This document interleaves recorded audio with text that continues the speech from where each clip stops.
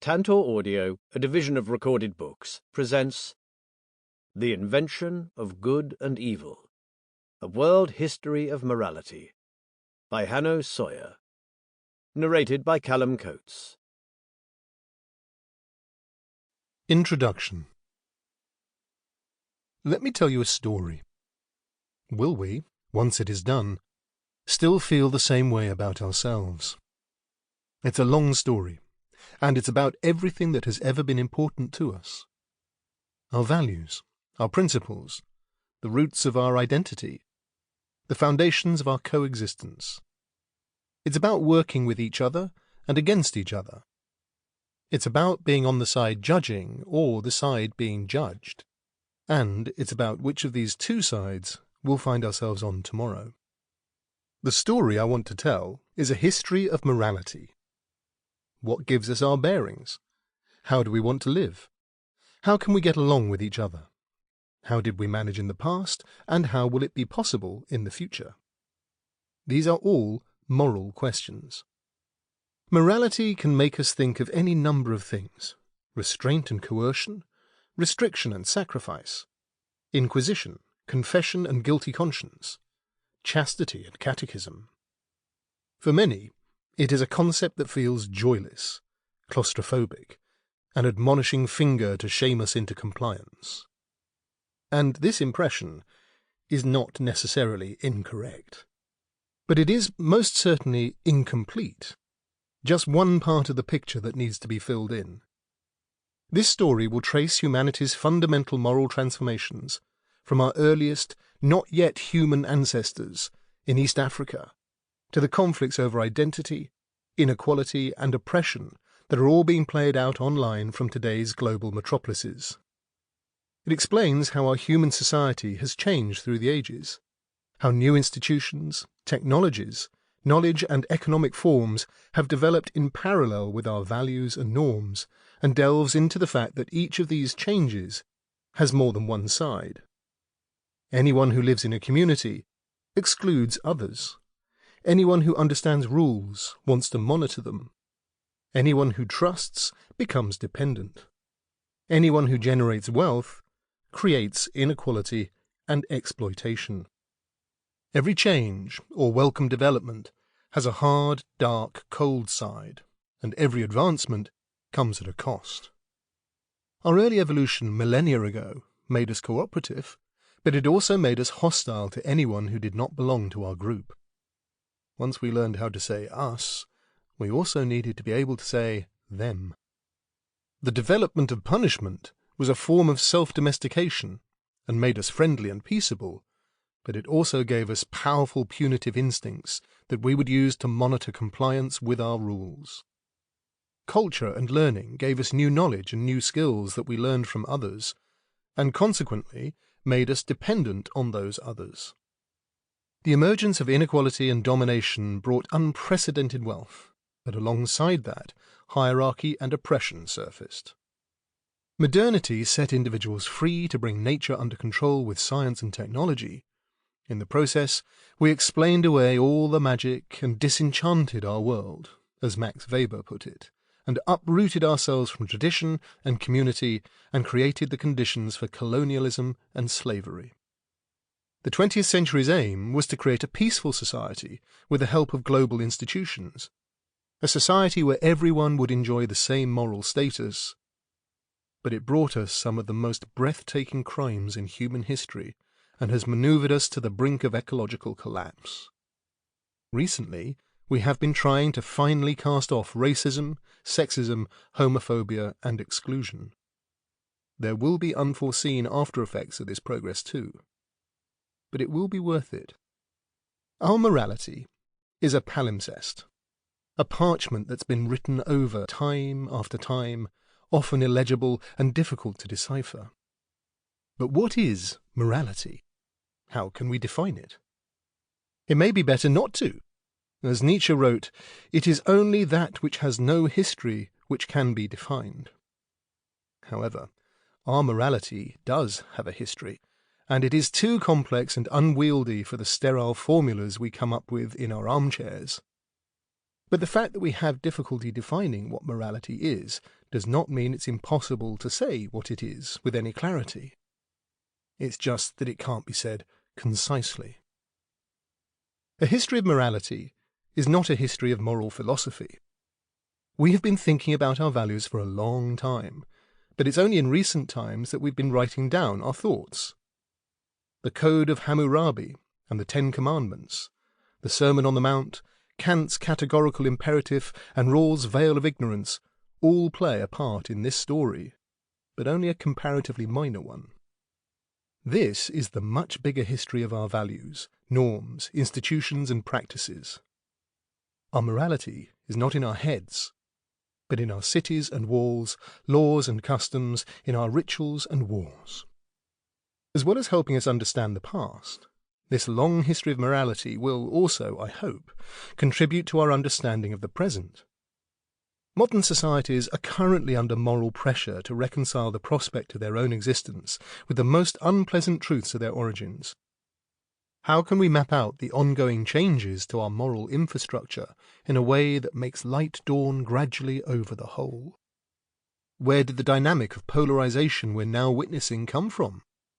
What is the relationship between cultural identity and social inequality? To understand the present, we have to turn to the past.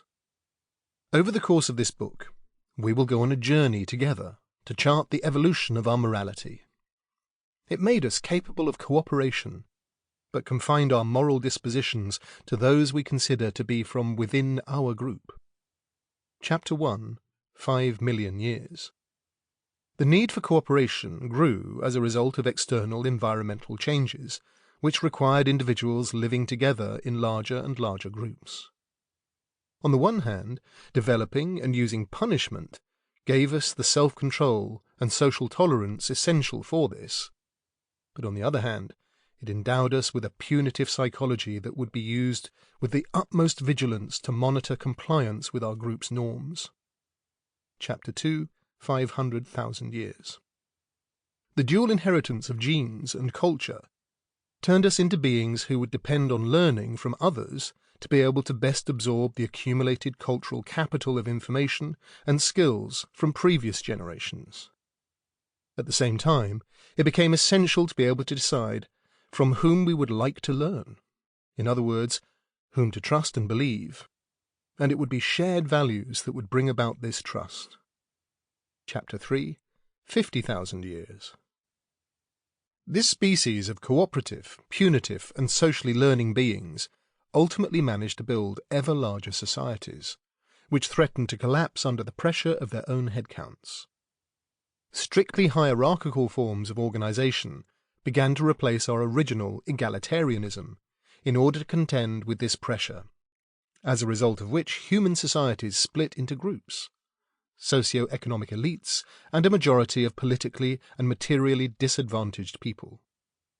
Social inequality grew, as did, conversely, our aversion to it. Chapter 4, 5,000 years. It was only a matter of time before the historical evolution of morality produced a cultural situation that replaced kinship and hierarchy with cooperative relationships which were voluntarily entered into between individuals as structural principles of society.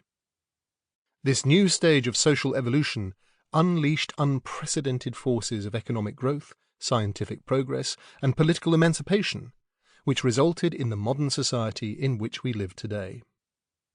Chapter 5, 500 years. At the same time, tensions have mounted between our psychological aversions to social inequality and the economic advantages made possible by a social structure based on individual liberties. With increasing material abundance, the demand to finally realize the promise of human equality grew more vocal. The socio-political status of disadvantaged minorities became a moral priority. Chapter 6, 50 years. The fact that this problem could not be solved as quickly as we had hoped characterizes our current situation, with the main elements of the history of our morality combining into a toxic mixture. Our morally charged group psychology makes us receptive to social division. The difficulties in overcoming the remaining social inequalities have led to suspicion of anyone who isn't fighting for the same cause with the vehemence we perceive as necessary. This reinforces the division of society into us and them, which in turn increases our susceptibility to disinformation as we become increasingly dependent on signals of moral belonging when we make decisions about who to believe. Our punitive psychology is now beginning to scrutinize the symbolic markers of our group membership more and more closely and to penalize any non-compliance with the norms in question more and more excessively. The identity conflicts of the present day, both left and right wing, are the result of this dynamic. Chapter 7. 5 years. Today, our political disagreements may feel like the end of the world. But where will the evolution of morality take us next? It doesn't have to end like this. After all, we all share the same history of morality. Our political disagreements are often shallow. Underneath them are deep-seated, universal moral values that all people share with each other. And that can be the basis for a new understanding. Conclusion. This story is a long one, which starts eons ago and ends in the future. Its tempo will increase and intensify. Millions of years pass from the first chapter to the second, while the last 3 span only a few hundred between them. The chronological arrangement I've chosen shouldn't be taken too literally. After all, many of the developments overlap or aren't clearly attributable to specific times. The sections of time that organize the narrative should be interpreted just as ballpark figures that are intended to bring out the main points and provide an overview. Other divisions might have been possible, and may even have been more useful. We could tell the story of our morality as the story of growing human societies, from small family alliances with maybe 5 members to the first clans and tribes of 50 or 500. Early cities with 5,000 or 50,000 inhabitants to our modern large societies with 5 billion people or more. The history of morality is also the history of various forms of human evolution. It begins with the mechanisms of biological evolution, with our morality contributing to the kind of creatures we became, and how we are designed as a natural species. It traces the forms of cultural evolution we use to create our own world, and it traces the outline of social and political evolution that shaped our current moment in human history.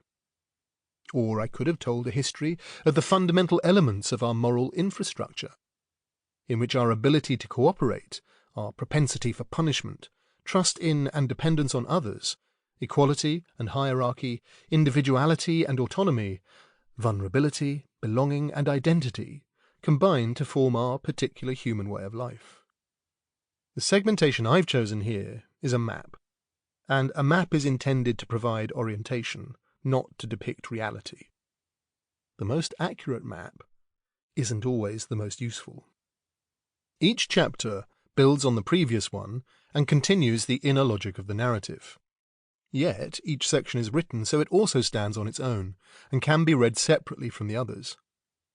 If you're interested in humankind's biological evolution and how our morality shaped us as a species, you can focus on the first chapters. If you want to learn about humanity's early cultural history and about how the moral infrastructure of the first civilizations shaped this culture, you'll benefit most from the middle chapters.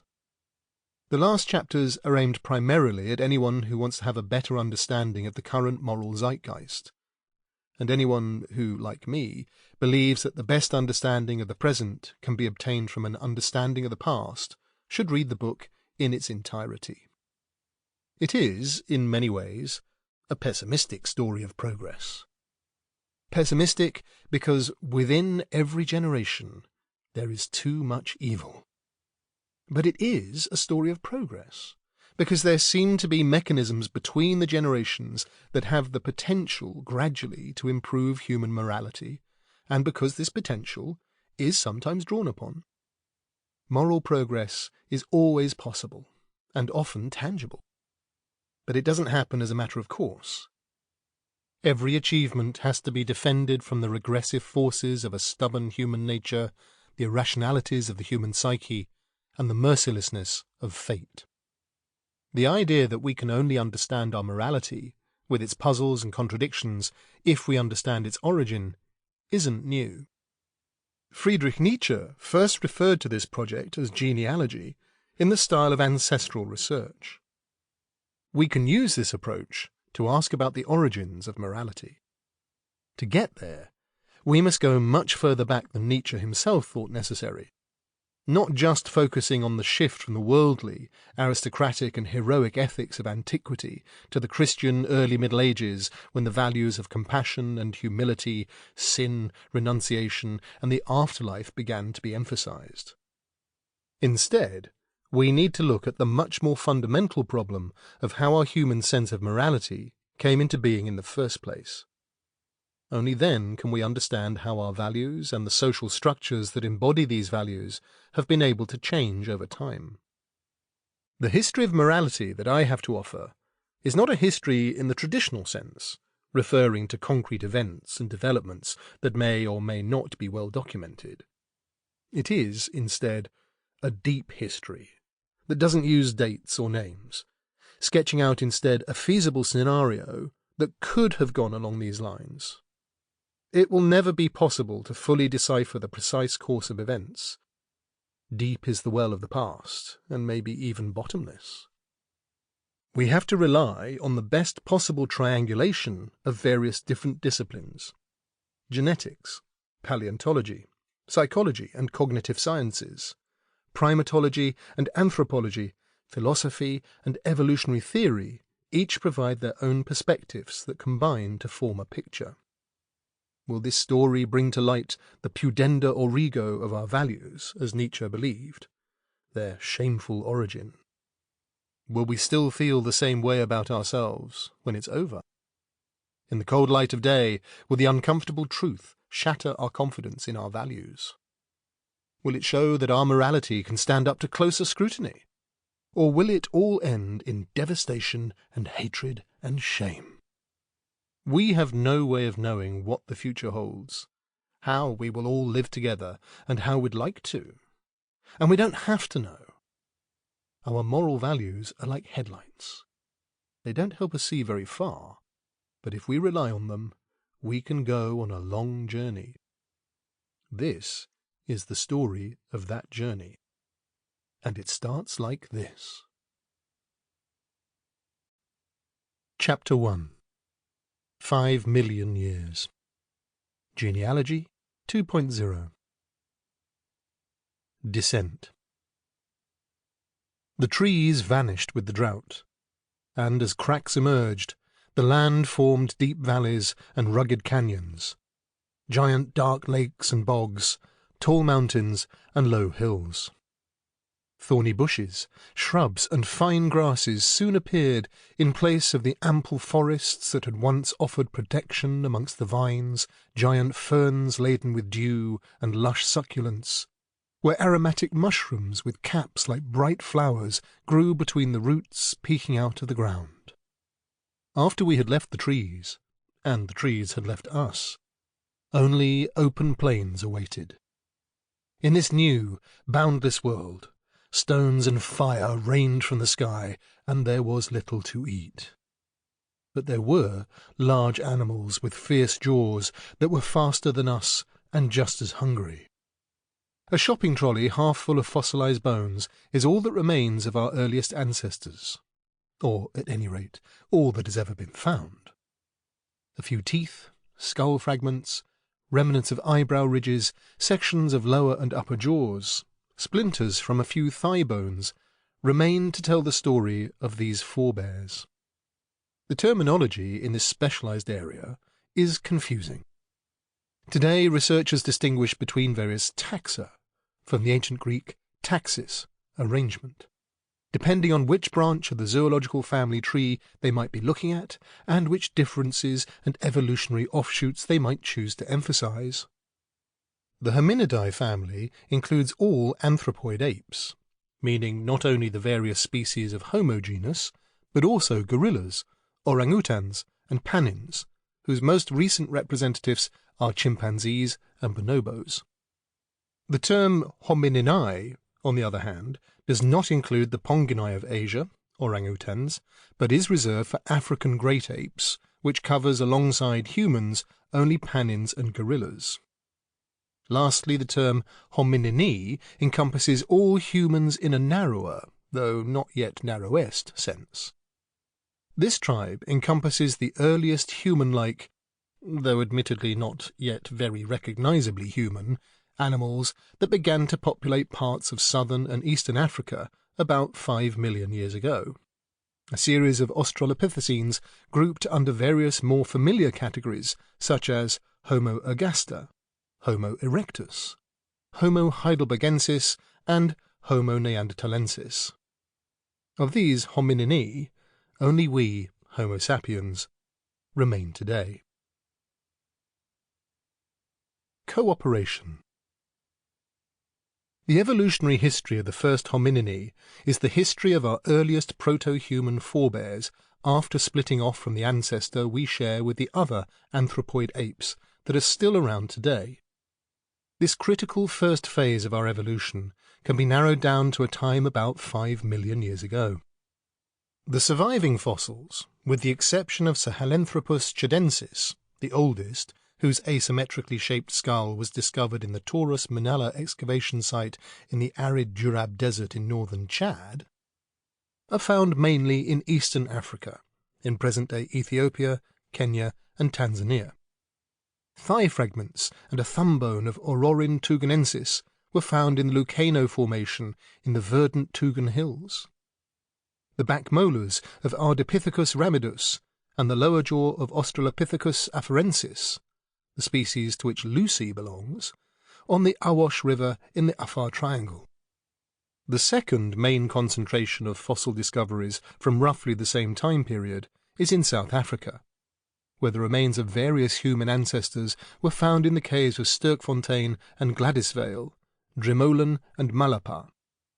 It is not unlikely that we owe these discoveries, these evolutionary messages in a bottle, to leopards and other large predators that lived in caves like these and are known to have carried their prey back to their dens to eat. Today, our fossilized remnants are scattered all over the world in paleoanthropological research institutes, where they have been assigned bureaucratic labels, marked down in files, archived, registered, and made distinguishable from each other. Sahelanthropus chidensis is known very prosaically as TM266. Aurorin tuganensis as bar 1000. Other splinters, fragments and pieces are catalogued as STW573, KT12/H1, or LH4. Ardipithecus ramidus is known as Ardi, not very original, but at least it's a start. The story of human emergence that these discoveries can tell us is only tentative. It remains, as philosophers sometimes say, hostage to empirical data, and is at risk of being revised, corrected, or superseded at any moment by new discoveries. And this is as it should be. Only dogmas remain unchanged, and only in exceptional cases does science have room for everlasting knowledge.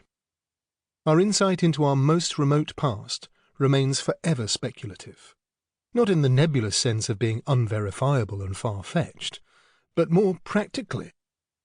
Legions of brilliant minds, armed with the most sophisticated methods of comparative morphology, molecular genetics, radiocarbon dating, biochemistry, statistics and geology, attempting to reconstruct the most plausible version of this story from many heterogeneous theories and datasets. This work of reconstruction remains dependent on which of its secrets the Earth's crust has decided to reveal to us through random geological chance. We might often seem like the drunk, searching for the keys he's lost on his way home, who, when asked why he's looking under the streetlight, replies that the light's better there. We may have pinpointed the cradle of humanity as being in East Africa because the geological conditions there revealed layers of rock that in other places remained buried under dozens of meters of stone, sand and clay. Added to this, as in all scientific disciplines, is an incentive structure that leads even the most serious researchers to tend to identify their latest finds as belonging to our ancestors and not to what we feel are more mundane species. Astonishingly, there are virtually no fossils of chimpanzees or bonobos, although, of course, no one has been anxious to forego the chance of being the discoverer of the earliest hominin in favour of being the discoverer of the earliest panin. When we talk about our earliest human ancestors, who followed immediately after the evolutionary branching off from the rest of the anthropoid apes, we're talking about animals whose physiognomy and appearance are only very remotely reminiscent of modern humans. Barely over a metre tall, with extra long arms characteristic of primates, protruding snouts, dilated nostrils, and their entire bodies covered with thick brown-black fur, these proto-humans resembled today's apes more than they did us. The first signs of culture and intelligent problem-solving are not visible until much later. The primitive stone tools that made the Olduvai Gorge in Tanzania famous are at most 2.5 million years old. It was warm at that point, but not too warm, as our habitat was often at altitudes above 1,000 metres. In these open, loosely wooded grasslands, we spent our days in small groups searching the ground for roots and tubers, bitter shoots and gnarled rhizomes, nuts and termites. And if we were lucky, we found the remains of animals left behind by hyenas or lions, far more talented hunters than we were at the time. Dried remains of meat from their carcasses provided us with protein, as did the marrow from their bones and their brains, which we scooped out of their smashed skulls with nimble fingers. 2 million years ago, the Pleistocene began, one of the crucial geological eras for human evolution. The Earth was populated by bizarre megafauna.